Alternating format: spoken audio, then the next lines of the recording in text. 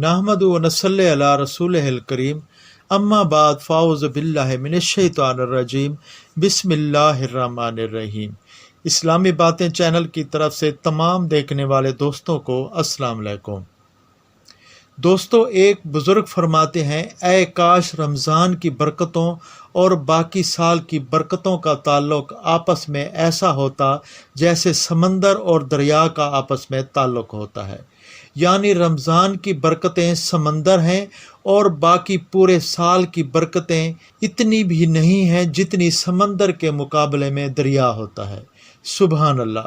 अब खुद ही हर मुसलमान को अंदाज़ा लगा लेना चाहिए रमज़ान की बरकत किस कदर हैं। इस महीने में अल्लाह की बरकतें और रहमतें इस कदर बरसती हैं जैसे मूसलाधार बारिश बरसती है। अब इस महीने में भी कोई शख्स अल्लाह की रहमत से महरूम रह जाए तो कितने नुकसान की बात है। आज की वीडियो में हम आपको 3 वज़ाइफ बताने जा रहे हैं जिनकी तालीम प्यारे आका सल्लल्लाहु अलैहि वसल्लम ने दी है। ये वज़ाइफ क्या हैं, इसके फ़ज़ाइल क्या हैं, इस हवाले से मुकम्मल तफसील जानने के लिए वीडियो को आखिर तक लाजमी देखिएगा।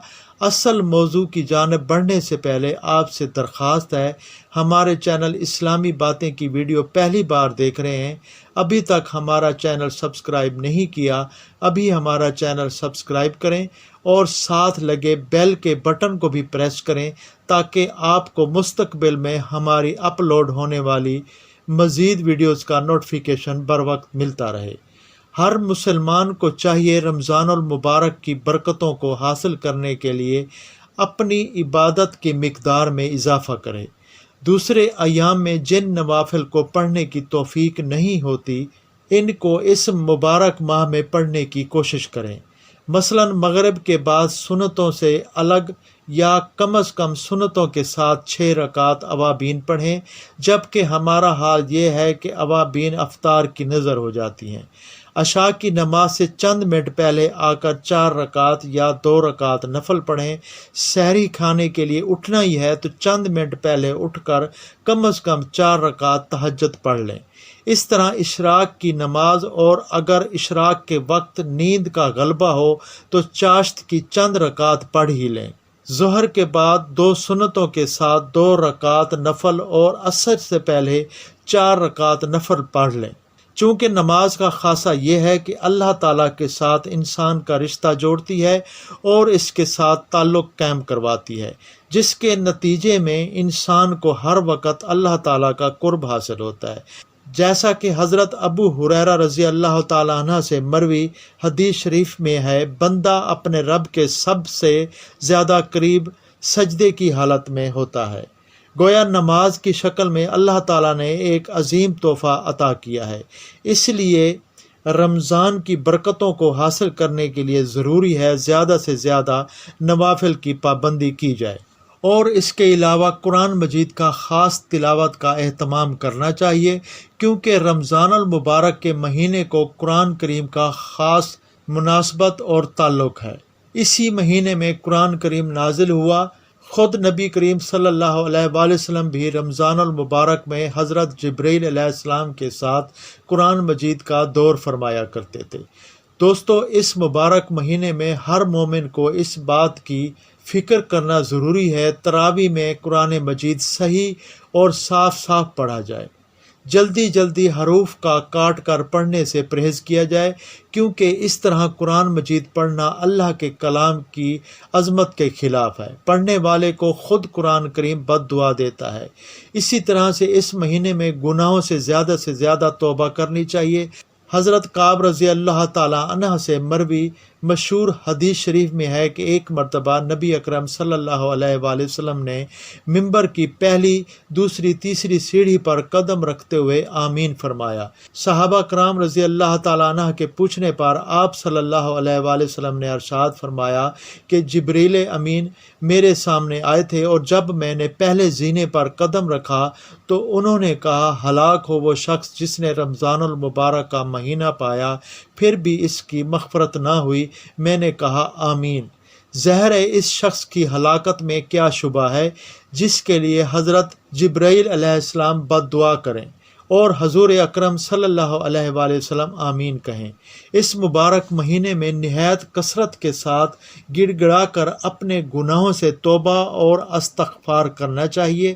یہ تو چند ایسے اعمال ہیں جن کی پابندی ہر مسلمان کو کرنی چاہیے۔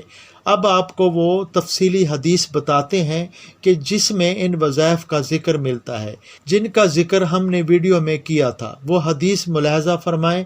حضرت سلیمان رضی اللہ تعالی عنہ بیان کرتے ہیں کہ رسول اللہ صلی اللہ علیہ وآلہ وسلم نے شعبان کے آخری دنوں خطاب کیا اور فرمایا، اے لوگو، تم پر ایک عظیم الشان اور بابرکت مہینہ سایہ فگن ہو گیا ہے۔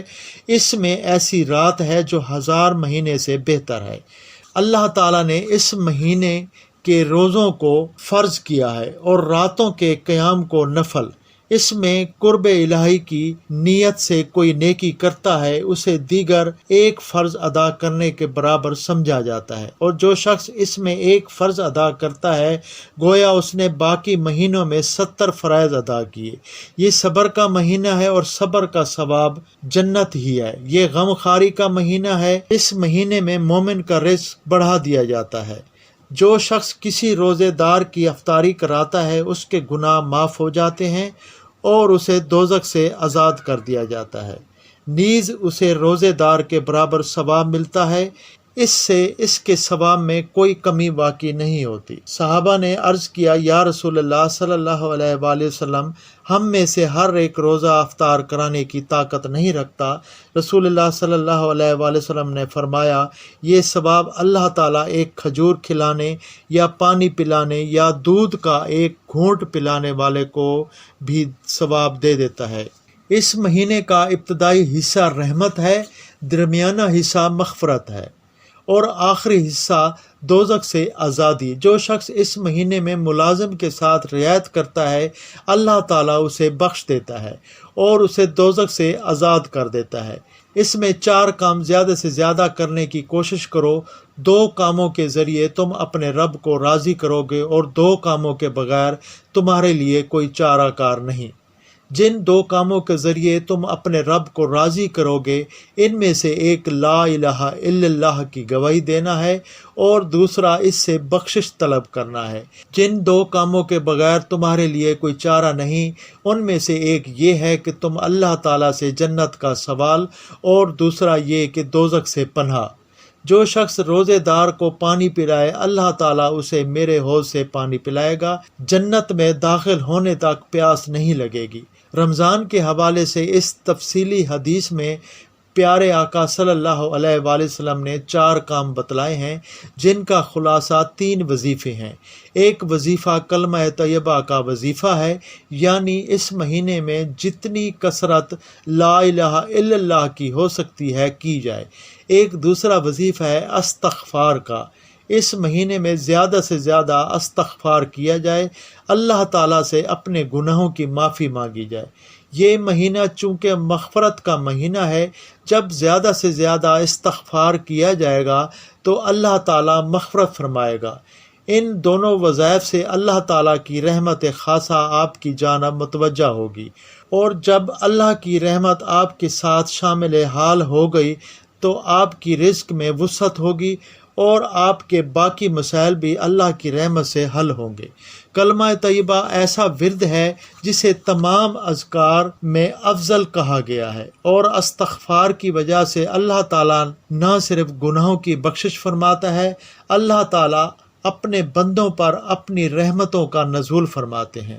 اللہ تعالیٰ ایسی جگہ سے رزق عطا فرماتے ہیں جہاں سے اس کا وہم و گمان بھی نہیں ہوتا۔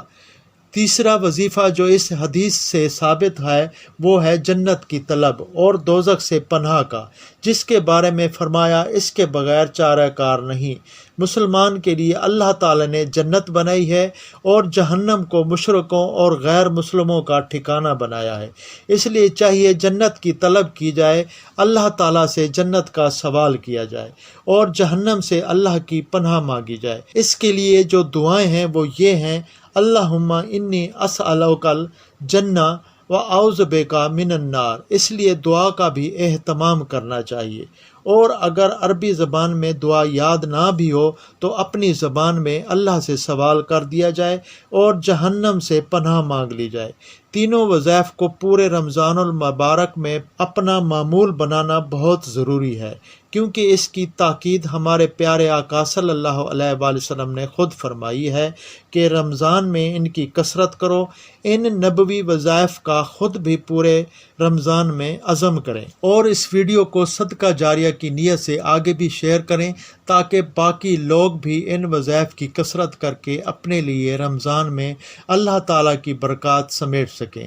آپ کے ایک شیئر سے کسی نے اپنا معمول بنا لیا تو انشاءاللہ آپ کو بھی ان کے اجر میں پورا حصہ ہوگا۔